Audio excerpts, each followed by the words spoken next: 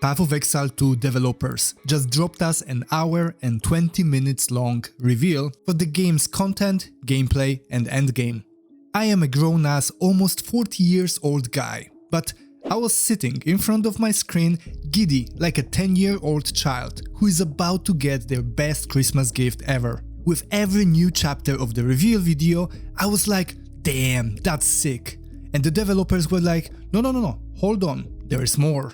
While watching the footage, I was stunned seeing how many things scream both quality and quantity at the same time.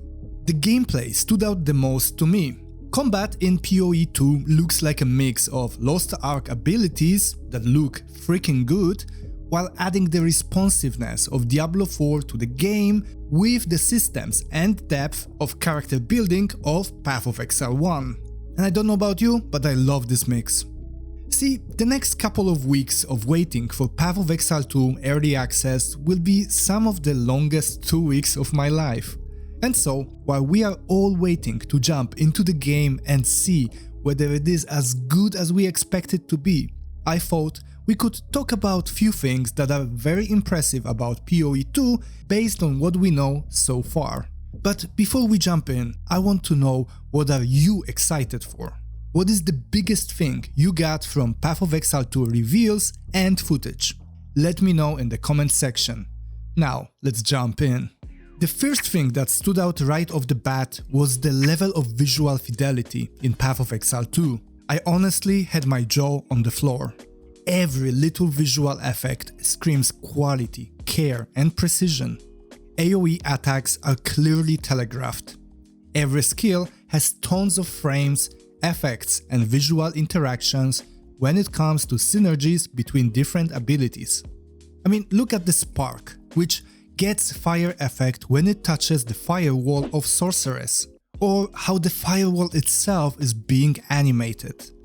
Then look at how the monk's bell shakes and resonates when it's hit by players' attacks, creating waves which damage enemies. Or check how Summon Raging Spirits is detailed, with every skull being so well designed. Every element in the game seems to be considered with attention and care. There's no cheap fuckery here. Even things like Breach Hand smacking the floor animation is just awesome. And the way the hammer goes down with Warrior's ability just gives me goosebumps. Even UI elements like Atlas Map being an actual 3D map with details. The designs of bosses are just also creative, dark and witty in a great way. And surroundings, they are also nuanced with tons of style just pouring out of them. Oh, and speaking about environment and the style of PoE 2, the Aztec-like take of Path of Exile 2 is grim, bloody. It's more like Apocalypto from Mel Gibson rather than Disney-like of Diablo 4, and I totally dig it. This game is gory and adult-like production, and to me that's freaking awesome. The darkness was severely lacking in Diablo games since Diablo 2. Diablo 3 was cartoonish, and Diablo 4 was washed down in terms of gore and adult-like atmosphere, well, at least after the opening hours of the main campaign. The farther we go into Diablo 4, the more the game becomes mild and teenage-like in its presentation and delivery, especially the campaign from the expansion. Contrast this with PoE 2, which seems to target adults who don't mind heads rolling and body parts all over the place. You know, I hate being treated like a child and have games watered down. I don't want developers trying to prevent me from feeling any emotions about their product.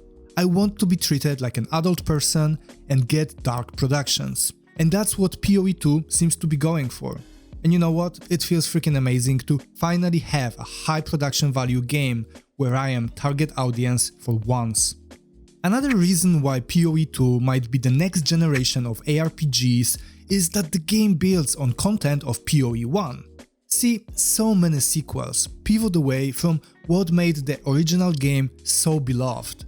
Instead of taking what's great in previous title and expanding on it, developers tend to press the reset button. For some reason, companies abandon many good designs, systems and features in the process. Look at Diablo 4, which at the release was a severely lacking product, even when compared to Diablo 2 or Diablo 3. With time, Blizzard started adding features that already existed in previous games in the series. But it's really frustrating from a perspective of a gamer. We don't want new products to be worse at the release than what we had in the previous game. We want progress, not regress. And when a new game launches and it does not offer what we already had, we feel disrespected. It feels like unnecessary trade-off, leaving us with bitter taste in our mouth. And that's why I think it's so great that GGG builds PoE 2 on systems from PoE 1.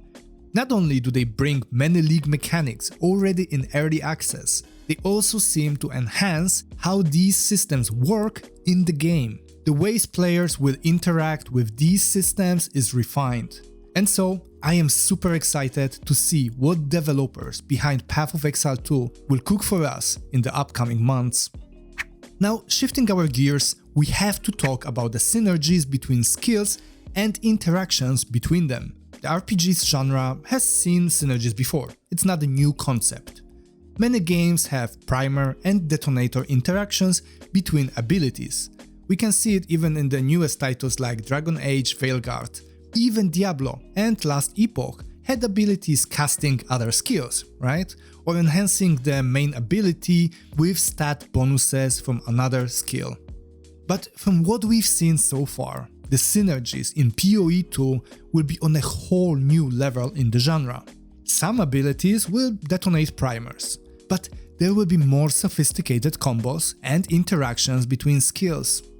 Firewall will make spark both lightning and fire damage. The monk can use staggering palm to make their subsequent attacks shoot wind projectiles.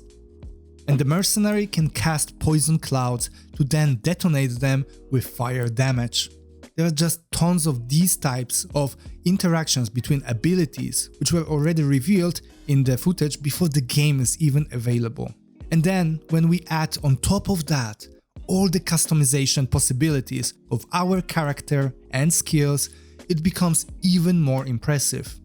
We will have passive trees that impact how our class works and support skill gems that modify abilities even further. From what we know, the level of customization of our characters and build variety will be likely unmatched by any other game on the market. And that's even if the game falls short of our expectations.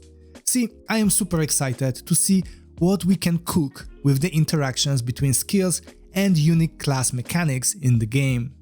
And if developers manage to avoid making one-button builds being the way to go in the endgame, I think we are in for the deepest ARPG gameplay on the market. Speaking about gameplay, we got to talk about combat flow in PoE 2. See, I really like Path of Exile 1.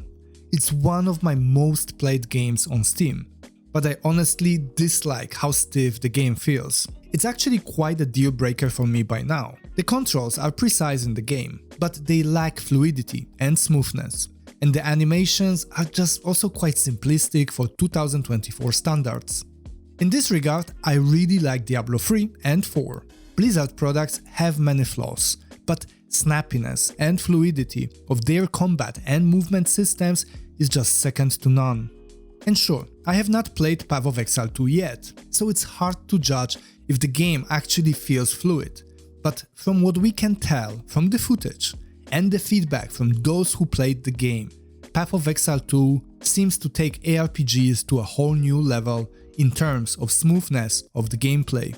Now here are 3 things that mainly stood out when it comes to gameplay smoothness in Path of Exile 2. First, we can use WASD buttons to move around with our character while firing our skills. That's really neat and gives us more control over our character. Second, we can animation cancel during an attack by using evade. This should make the combat snappy and responsive. And then we have the melee combat. See, close range combat has been one of the most difficult things for ARPG developers to get right. And it seems that GGG might be onto something with their gameplay design in Path of Exile 2. Warrior being able to block attacks by raising their shield and standing front to the attacks seems like skill-based action game similar to From Software titles. And the way the attacks flow one into another for classes like Monk looks like Wukong game, just with different camera perspective. And lastly, I feel that GGG is a company that actually gives a damn about the quality of their products and for consumers' satisfaction. I mean, look at the face of games director in the latest PoE 2 reveal. Dude is trying to be serious and have a poker face, but you can see how freaking excited he is to share with us what they've been cooking. He knows it's a good shit, and it's so visible on his face. You know, Path of Exile 2 feels like an RPG game that is designed by people who actually love the genre and want to play their own damn game. They also feel respectful towards customers in terms of monetization. The idea to carry over any purchases made in PoE 1, PoE 2 is just such an awesome move. Yet, sadly, it's a mind-blowing one in gaming industry.